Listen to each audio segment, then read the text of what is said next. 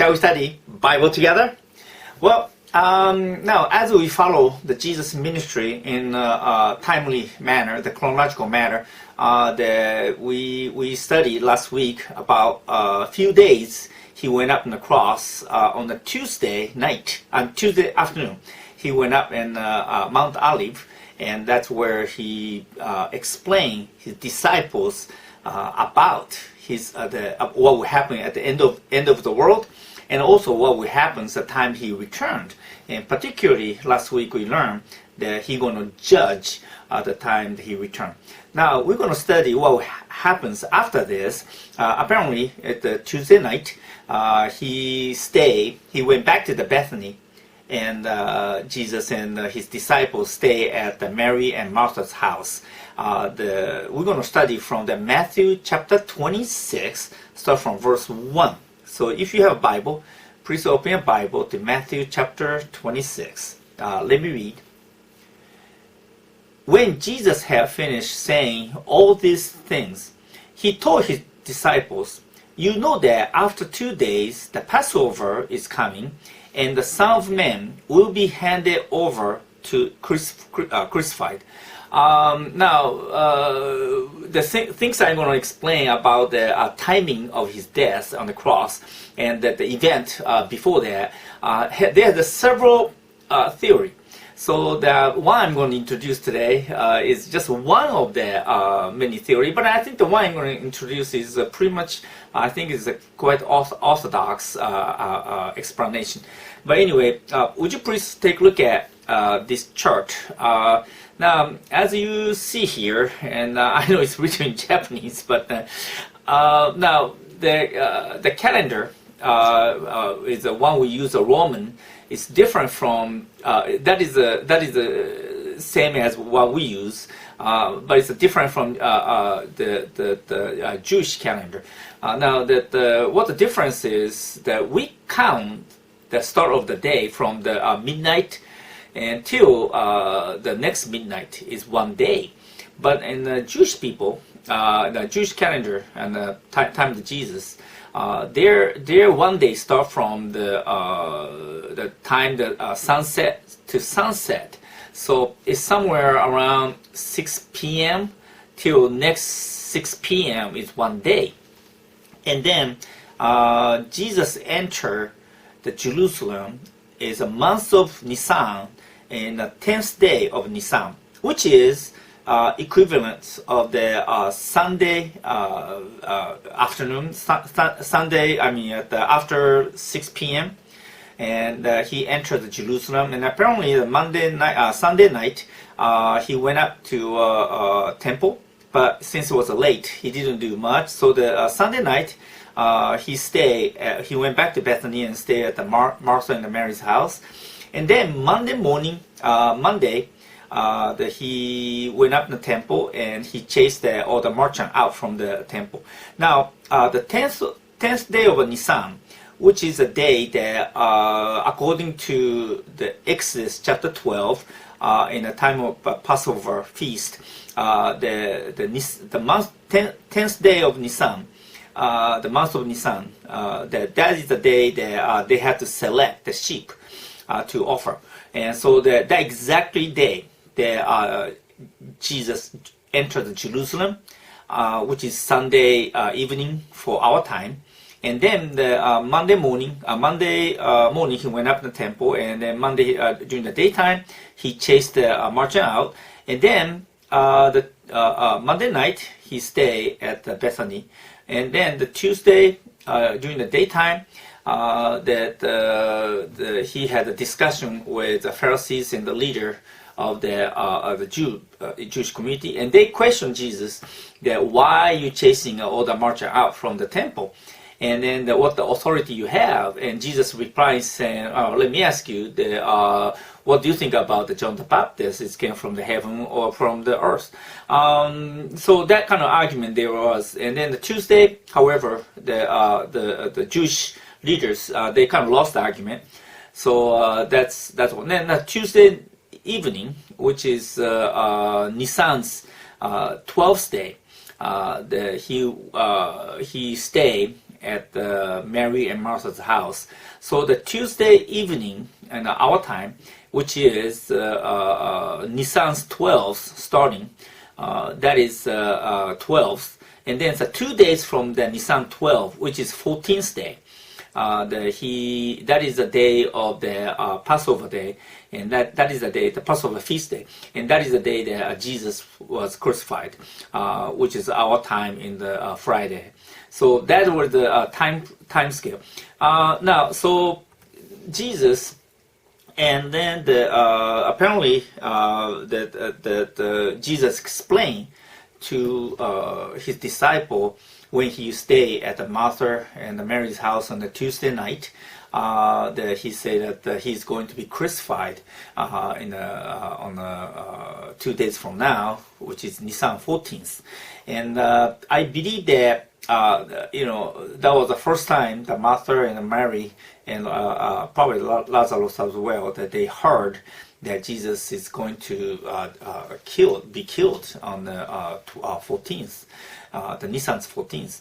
Apparently that was a very shock for them, I think. But then Jesus has been revealing that he will be killed several times beforehand to the disciples. But this was the first time probably that Mary heard this at her own house. It's one thing I can notice that Jesus was judged by the people who should be judged by judge. Now what I mean is, do you remember last week, as Jesus come back, he will sit on the throne of David. He will judge people as a king. So he's the one going to judge people according to what we learned last week. But then here we learn that people who will be judged, which means that mostly like a religious leader of the Jewish people, or like people who do not believe Jesus, they're the ones should be judged. But people who be judged, they the one going to judge Jesus, and they're gonna crucify Jesus. So what I feel is that when those people who are not believing Jesus, when they went up in the Haiti, the after death, the location for after death, and then they realized that the time of the judgment by Jesus, they probably say, "Why Jesus? I had to go to the hell, and why you judge me like that?" So probably that Jesus will answer to them, "Well, before I judge you, you already have been judging me. That you're the one put me on the cross because you already have the hatred towards to me. You're the ones that you didn't like me as you live on this earth. You rather wanted to Christianity to be dissipated instead of the gospel to be spread. You hated me, and now you end up in hell. And because you has been judging me to cross all this time." I think that's how probably Jesus will reply to the non-believer. But either way, here the Jesus revealed that he will be killed in the Nisan 14th on the cross. Then let's see what happened after this. And then after this, then the chief priests and the elders of the people met together in the palace of the high priest, who was named Caiaphas. They planned to arrest Jesus by stealth and kill him, but they said, "Not during the feast, so that there won't be riots among the people." Now, apparently what happened was that next day, which is Wednesday, during the daytime, the Sanhedrin, which means a leader of the Jewish people, that they gather at the high priest's house on their backyard, and the Caiaphas backyard. Probably many people were there. Sanhedrin is 70 people's how I say committee on the Jewish community. That they're the ones is really had the authority, and then it's a mixture of Pharisees and then also the Sadducees and the high priests, and a bunch of them. They're actually the leader of the Jewish people, and they came to the Caiaphas' house, discuss about how to kill Jesus, because they thought, do you remember the Monday Jesus chased all the merchants out, and probably Monday night they came to the Sanhedrins, and then they said, hey, why this strange guy came and chased us out?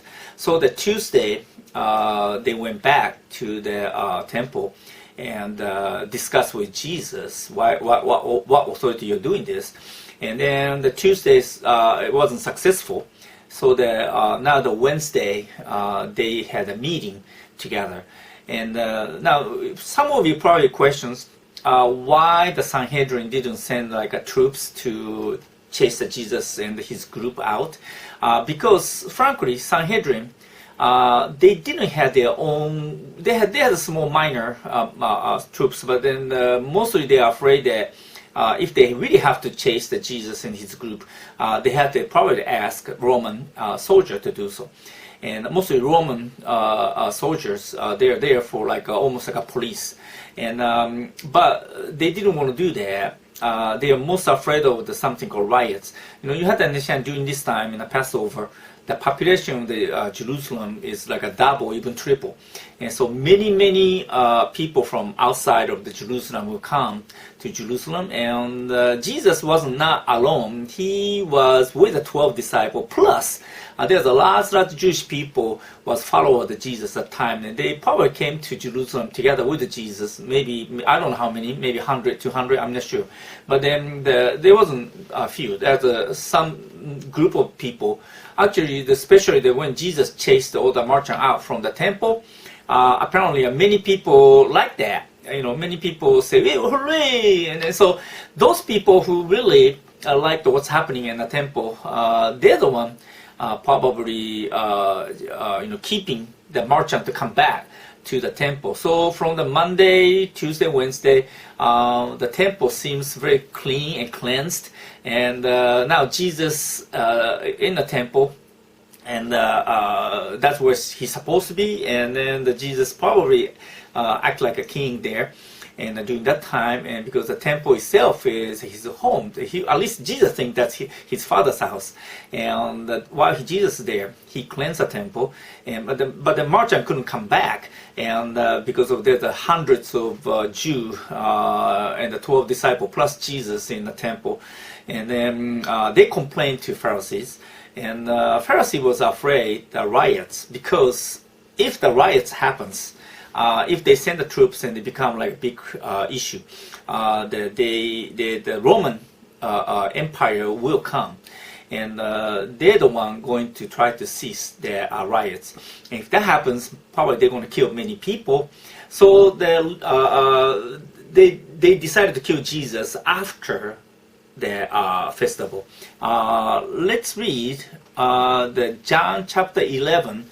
Verse 47 and 50, that's where we find that how the people in the leader of the Sanhedrin, the leader of the Jew, what they thought about that time, what the core reason that Jesus was crucified, probably written in here, the John chapter 11, verse 47 to 50. Let me read that. So the chief priests and the Pharisees called the council together and said, "What are we doing? For this man is performing many miraculous signs. If we allow him to go on in this way, everyone will believe in him, and the Romans will come and take away our sanctuary and our nation." Then one of them, Caiaphas, who was high priest that year, said, "You know nothing at all. You do not realize that it is more to your advantage to have one man die for the people than to the whole nation to perish." What happened was that the Sanhedrin, or leader of the Jewish people, what they thought that it's much better to kill Jesus than there will be a war between Romans and the Jewish nations. Now, do you remember that, for them, is they're most afraid of the Roman Empire, because Roman Empire had a vast kingdom, and they had a humongous army. And for them to destroy their autonomous government is very, very easy. And they thought that if there's a riot happens, that Roman will come.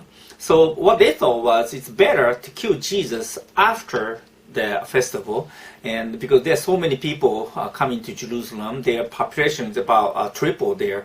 So after the feast, Passover festival is ended, after Jewish people left, the outsider left from the Jerusalem, they thought they're going to chase Jesus and kill him, assassinate Jesus, and then let's stop the riots. You have to understand that the Roman leader, the governor there, the Pontius Pilate, he was appointed. So the guy like him, he wanted to, nothing happens. At the time he was managing, being a manager or managing the governor there. The best governor is the time his tenure, nothing happens. And so that's what the pirate wants. Pontius Pilate, he wants very smooth, no riots. So later, after he went back to Rome, people said, "Oh, pirates, you did a good job. Nothing happened while you were in the governor." So that's what he wants. And then so Jewish leader as well, the Pharisees and the Sanhedrin, nothing happens. It's a very smooth operation.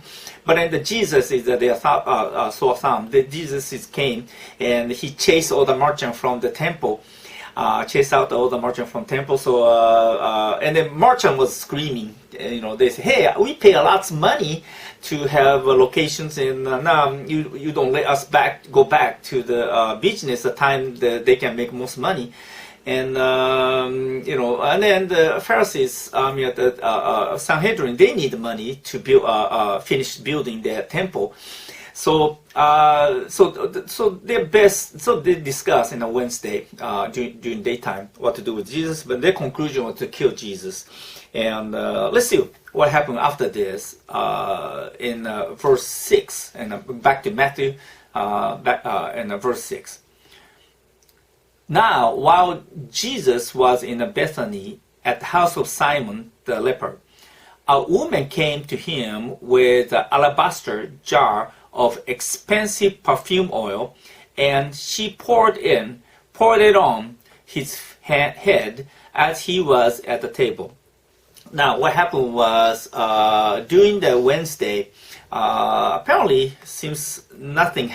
During the Wednesday at the temple, seems no major things happens. I think the major things were during that time they had a meeting at the Caiaphas' house. But then, however, probably nothing happens in a Wednesday. Very smooth, and no merchant came, no fighting, and that's why probably the disciple didn't mention anything on the Wednesday when Jesus was in the temple with the disciples. But the Wednesday night, interestingly, Jesus did not stay at Martha and Mary's house. He seems stay the guy named Simon's, the leopard. And probably Jesus healed this man's leprosy. And but then the question is why him and his disciple is not staying Martha and Mary's house. We don't know for sure why. There's a possibility something happened between Martha and Jesus group. Well, I don't know. Bible is silent about this. Why Jesus changed the location for staying?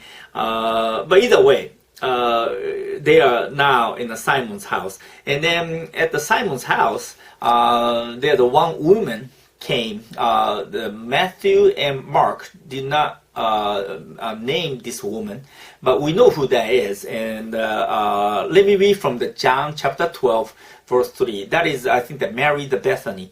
Let me read that, John chapter 12 and 3. Then Mary took 3/4 of a pound of expensive aromatic oil from pure nard and anointed feet of Jesus. She then wiped his feet dry with her hair. Now the house was filled with the fragrance of the perfume oil. Now what's interesting is that a person who came, that was Mary the Bethany, and she brought the very expensive oil called nard oil, and that perfume is she had like 3/4 of it. So that's about like maybe like a 1 cup or like maybe 2 cups. It's a very, very small amount, but it's very expensive. This oil, nard oil, is only grow in the Himalayan mountains. That where the India and Peru and all that places. In the Himalayan mountains, where the Mount Everest is there, and then there is plants grow more than 3,000 meter in between the 3,000 meter and the 5,000 meter in altitude. The plants, from the roots of that plants, you can extract that nard oil. 3,000 meter and above is. That's a very, very high. That's especially at the time of Jesus. People don't have any oxygen mask or anything like that. So for people to get that nard oil, they probably get sick. I mean, there's not much oxygen in the more than 30,000 meter. And the only place this plant grow was still now is Himalayan mountains. Even now, the nard oil is extremely expensive perfume. And then later in the conversation, we know how expensive that was, because I think that Judas complained that you should have sold that for 300 denarius, more than 300 denarius, which means 1 denarius is a 1 day's wage. So more than let's assume it's 1 denarius is $100 per day. 300 denarius is like like $30,000 and more. It is very expensive oil. So either way, Mary the Bethany, she brought the $30,000 or maybe higher value oil, and then she cleaned her feet. And poured some to his head, Jesus' head, anointed Jesus with her perfume. Now, some of you probably noticed that there was another person did the very similar things. Do you remember the time of the Jesus in the Galilean ministry? When he was in the Galilee, that he went to the guy's name, Simon, which is same name as this Simon, the guy named Simon. But this Simon was he was a Pharisee, a rich man in the Galilee, and then Jesus was there, and then there was a very sinful woman came, and she did a very similar thing. She also wiped his feet, and then she was crying. And she wiped his feet with oil and then with her hair. And that woman was the Mary the Magdalene. Now, some people, there's one theory is that the Mary the Magdalene and the Mary the Bethany is the same person, and we don't know for sure because the Bible is silent about this. Possibly different Mary, or possibly same Mary. We don't know. But if it is the same Mary, the speculation goes like this: is Mary was a very grew up in a rich family in Bethany, together with Martha and Lazarus, and she was a nice girl, but then she was like a rich, a spoiled woman, and then she became she had a very bad life, and she went up to the Magdalene's the town Galilee. Instead of she become a prostitute in her own town, the bad girl wanted to go another town to be a bad girl because her reputation, family reputation. So Mary left the Bethany and went up in another town and become prostitute. But in the time Jesus came, she so repented, and then so Mary the Magdalene repented, and then after that. She chased Jesus, and then when Jesus and his group have to go to the Jerusalem, the place to stay, on every year Jesus and his group went to the Passover feast to Jerusalem. The Mary Magdalene said, "Hey, maybe you guys should stay at my house," and so she decided. She introduced Martha and Lazarus, and Jesus and his disciples stayed at Mary Magdalene's house, which is Mary and the Bethany. Mary the Bethany, the same person, if it is. But Martha didn't like that. Martha is, she said, "Oh, the Mary, the troublemaker, she came back, and somehow Mary loves Jesus' feet." This Mary always loved, so always she is sitting nearby Jesus' feet and stuff.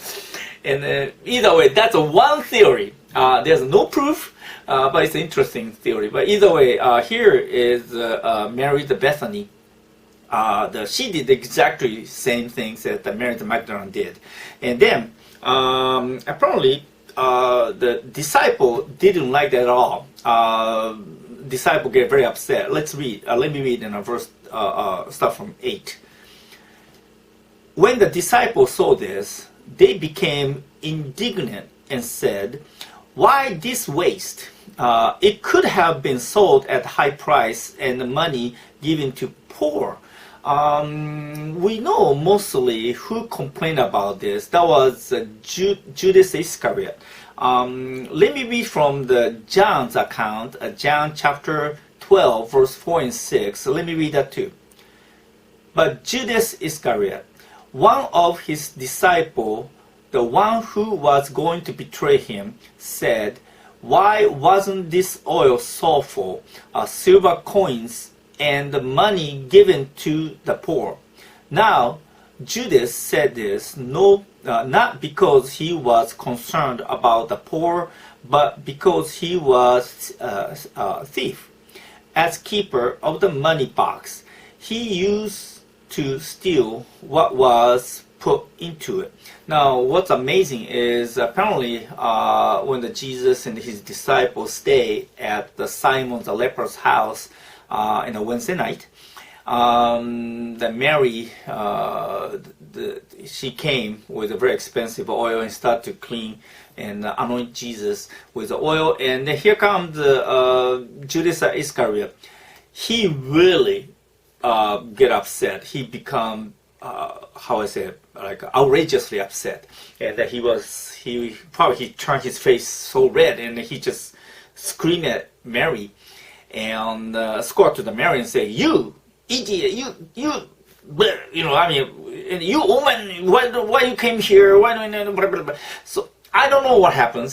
Possibly they already have tension between Martha's family and Jesus. I'm not sure, or disciples. But either way, they got very upset when the Mary came and started to wash his feet.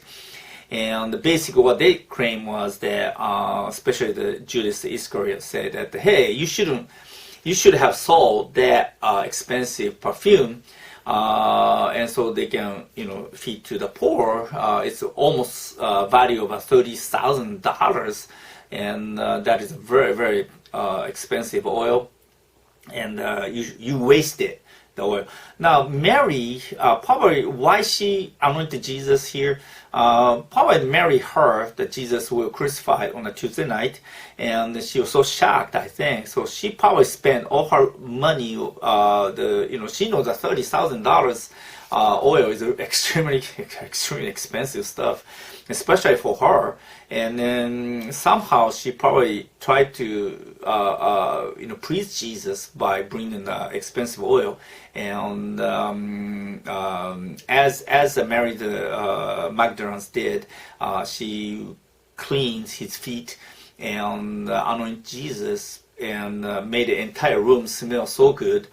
I think she tried to preach Jesus. She tried to prepare for his death. She was so shocked that she knows that 2 days from now, he said that he will be crucified and died and killed.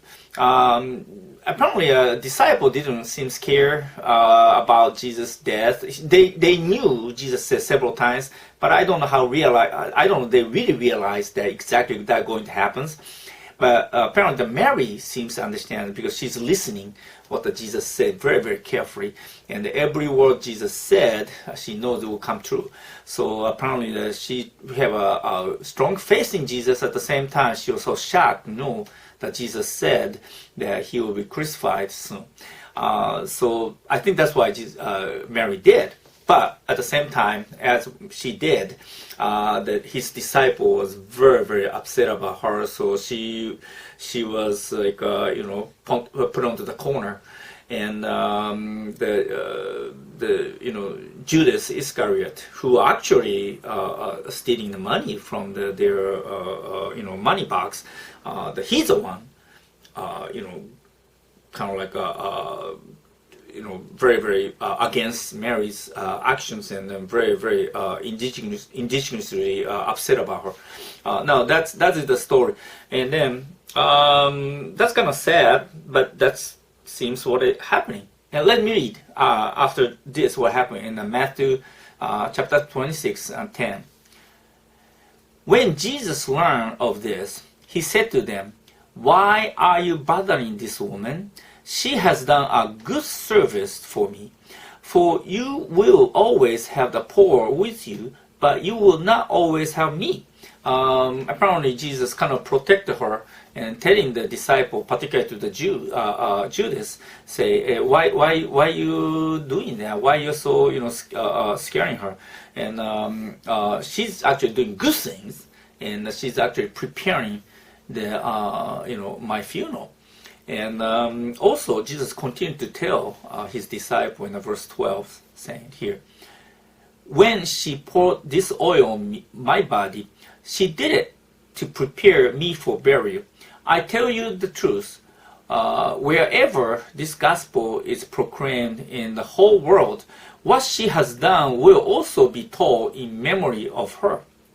Now, apparently, Jesus seems predicting that his gospel will be split all over the world, and wherever the place that being taught about this gospel, that what she did will be also being explained to people, and that will be a good memory for her. Which means that we're going to see her, we're going to see Mary up in heaven again.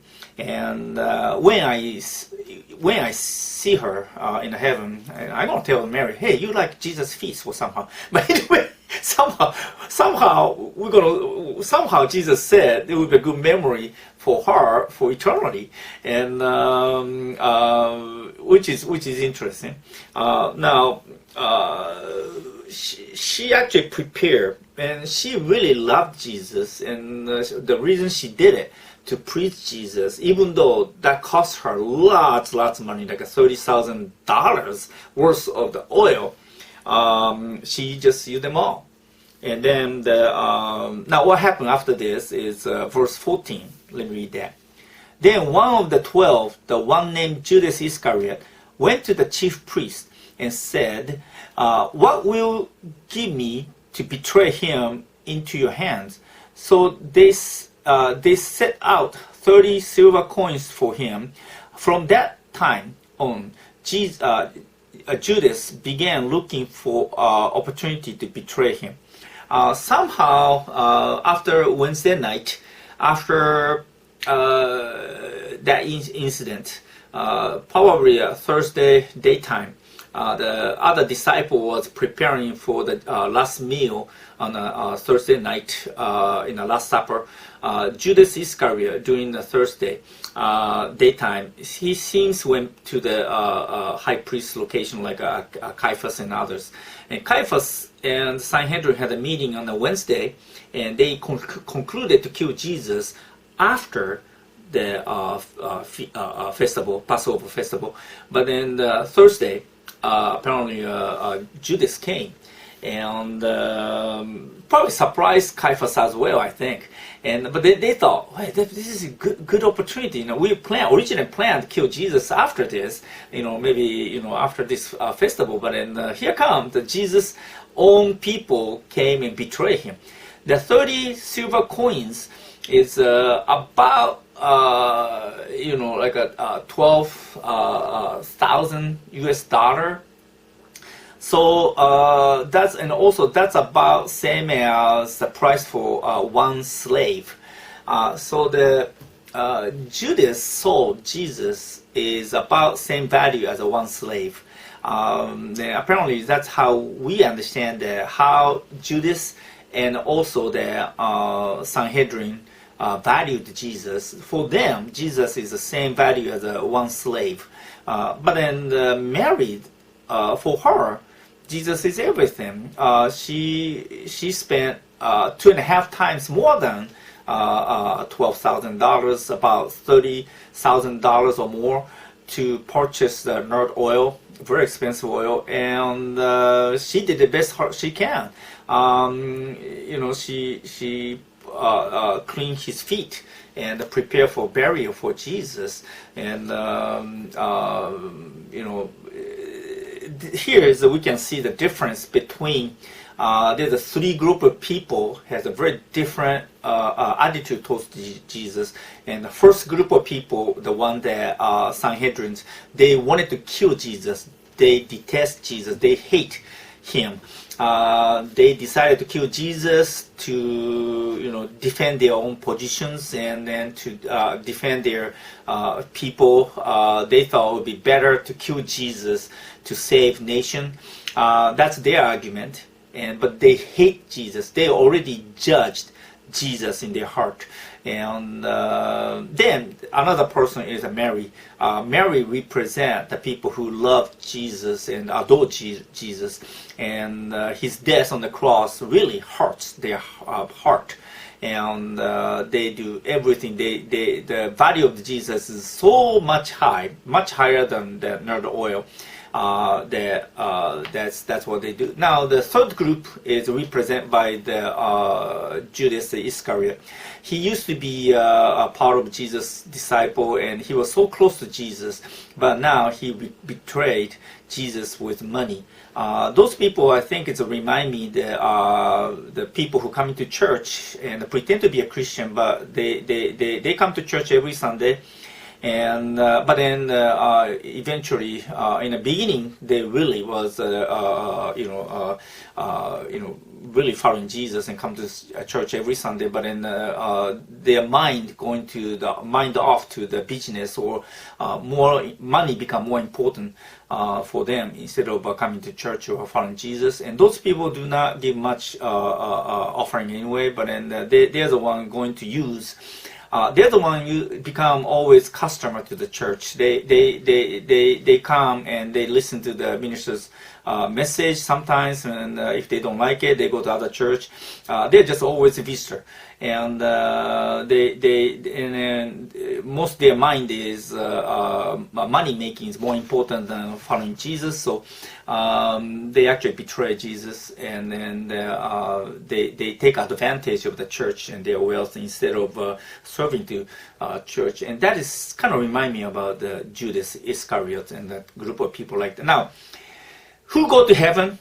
Apparently, the person who loved Jesus, who loved God, they go to heaven. And the biggest commandment is love your God and love your neighbor. And if you don't love Jesus, how can you say love God and love neighbor? Apparently the first group, the Pharisees and the Sanhedrins, they hate Jesus. They already judged Jesus, and they will be judged as well by true God and true King. And then the Judas Iscariot, they're the one pretend to be Christian, but yet they're fake ones.